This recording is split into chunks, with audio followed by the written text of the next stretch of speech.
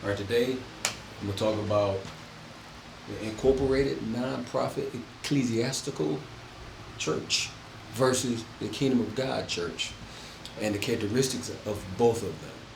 All right, now first, this is how most people do uh, when they want to start a church. This is the process, I should say. All right, so the first thing they do is say, oh, okay, they come up with the name. Most of the time, it's just an immediate circle.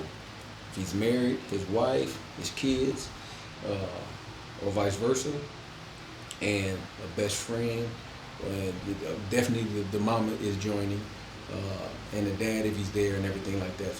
So the nucleus of most churches when they start are family, right? And they start the process of developing the family business. Or I get to that part. So next thing that takes place is that they have to form articles of incorporation. Most churches don't do this until after someone tells them, oh, this is what you need to do to open up a bank account and things like that. And that's most of the time is when you engage in commerce. You need to either be incorporated or you go self-employed and you just make the deposits and just track where the money is coming from. But I'll talk about that later. Not in this video though, this is just this. So we're gonna file one of the two articles of incorporation. The one is what most file for domestic nonprofit. That's this one here. Has different questions. What churches want to file is the article of incorporation for ecclesiastical corporation. They ask different questions. Okay, so this is the form that churches need to fill out, but they fill out this one. And I'll let you know why. There's different operations for these two. Okay, so anyway, but you let them know it, and that's their first step. And then their second step is to deal with the IRA. In my hand is the 1023 application for 501c3 status. Now, 501c3 is a tax code that was enacted in 1954 by then Senator Lyndon Baines Johnson, who was a Democrat and liberal. What Senator Johnson did not like was seeing the influence that the church had over who was elected. Why? Because the church had power back then in the communities. Every church that was in the community, the entire community went to the church. Okay? Martin Luther King was asked a question, why was the Montgomery boycott so successful? He said it was easy. All I had to do is call the churches. And the churches organized the community because they were already in contact with the community, because the community all went to the church.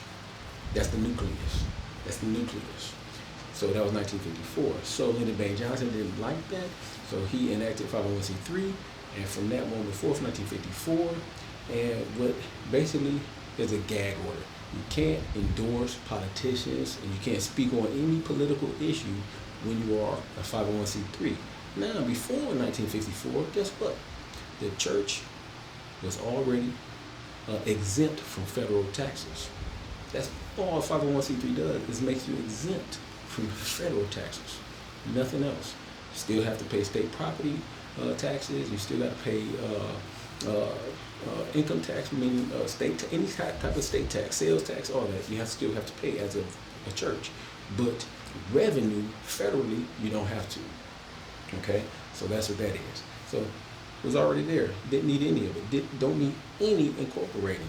And I'll get to that in a minute. All right? So this is the process. Okay? So you form the articles of incorporation. You get your board. Your bylaws together. Most churches don't even deal with bylaws. And that's a mistake. And then, so they fulfill all state requirements. They go through the 1023 application, which makes them exempt from federal taxes. That's it. So if they got $1 million in cash coming in, they don't pay any federal taxes on that. And so most churches, when you look at, because all churches, you can find them on Lyra.com and do business entity search. Type in the name of whatever church it is, and all the documents pop up. It's all public record. You can see who's on the board of directors. Okay? So, and when you see that, who's on the board, you know it's structured as a family business from the get-go, and it only benefits the family. All right? And so all the revenue that comes in, 60% of the revenue always goes to the family, their personal needs, everything. All right? There's some personal experience, I'm telling you. 30% of it goes to admin, which are salaries and utilities. And they're very tight salaries. Okay? And then 10% of it goes to the cause. Okay? And inside that 10%, 90% goes to the family's personal ambition. It's always masquerade. The churches always masquerade under the guise of whatever their personal ambition is. And you can see it. You can see. Go to the churches and you can see where their passion is, because their passion will be evident all around. Is it decoration? Is it the appearance of the place? They'll spend tons of money on that. You know what I'm saying? Making sure the band sounds good, all that, the whole 9 yards. But do they have a food pantry? You have to look at that. Do they have any kind of program that serves the community on a daily basis? The church doors are open. If the church doors are only open for service, something's wrong. The church door should be open every day. Every day, 7 days a week. So 90% goes to the family's personal ambition. Just follow the money, you can see that. And 10% goes to the cause. And whatever that is, how that's broken up, outreach, food pantries, whatever.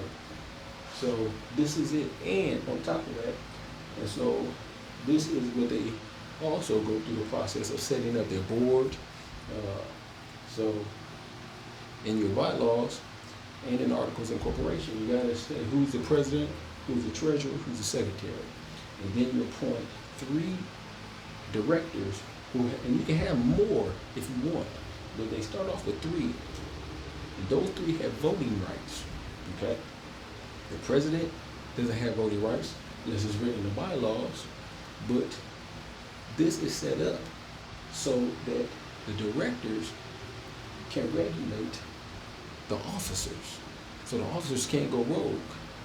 Now, most of the time, the president is always the pastor. Whoever starts the church, they make themselves president, which doesn't make sense. They should always be one of the voting right directors. So you have the president, you have the treasurer, you have the secretary. And sometimes churches be so they make one person both. Mistake. The treasurer and the secretary are the same person. Who's watching who? Who's buffering them? I know the president is not. So anyway, so he has these 3 directors. Most of the time, it's the way it should be is the husband, the wife, and a friend or something like that. You know what I'm saying? But these 3, and don't ever make one of the directors come from here. So now you're giving them 3. You're giving them voting right, and they control money. They control everything. This person has more power. If they're a director and a treasurer and a secretary, they have more power than the president, because they have a controlling whole lot and they have voting rights.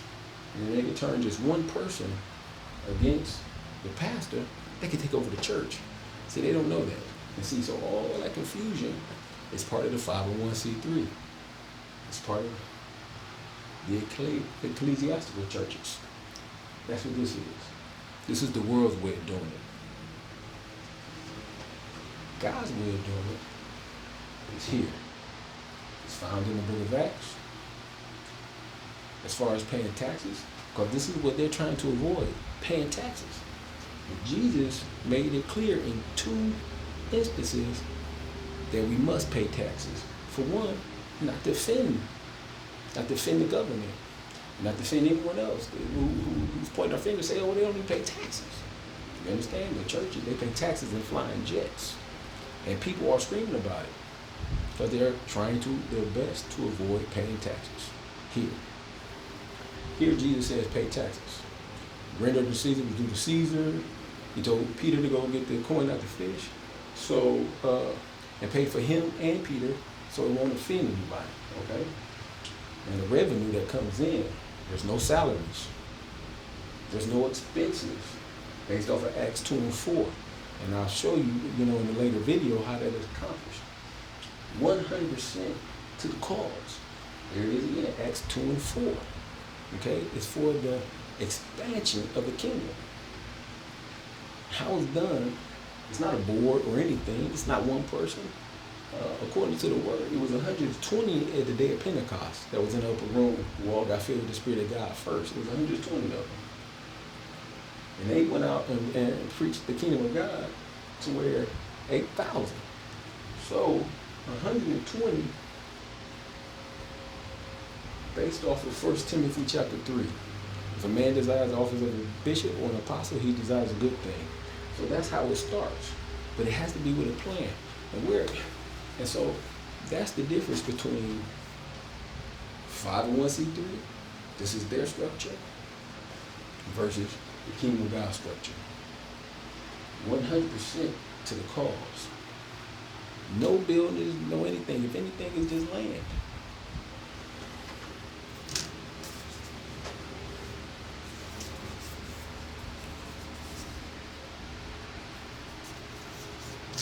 So this is where I was. I was about to go off and do some more things, but I think that's it.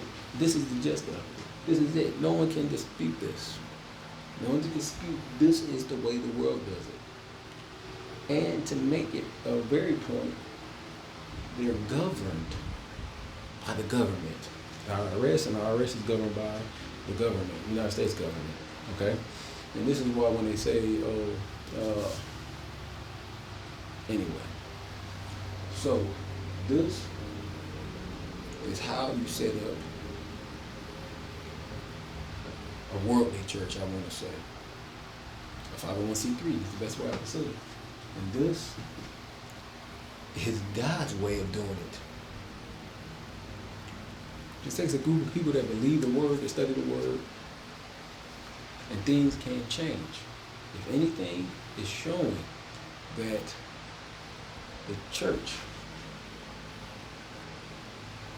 has no influence, no power, they don't know anything. They're encouraging people, but the encouragement, they're not the source. Anyway, I don't want, and it's not bashing, it's just facts. It's just facts. It's just facts. So, this is video number 2. I've always kept this inside. I'm sharing it now. When you receive it, you receive it. Me and my fellow disciples, we still moving forward across the country. And this is the way it is, man. We have to make a difference. We have to make a separation of the real and the fake. We're dissecting everything else. Why aren't we dissecting the church? God is here, and God wants you. Just come away from all this and just start doing for His people. I mean, if you have a hard time struggling, read 1 John. Man, those 5 chapters, read 1 John. All right, that's it. Any questions? You can reach me. And you can talk to me.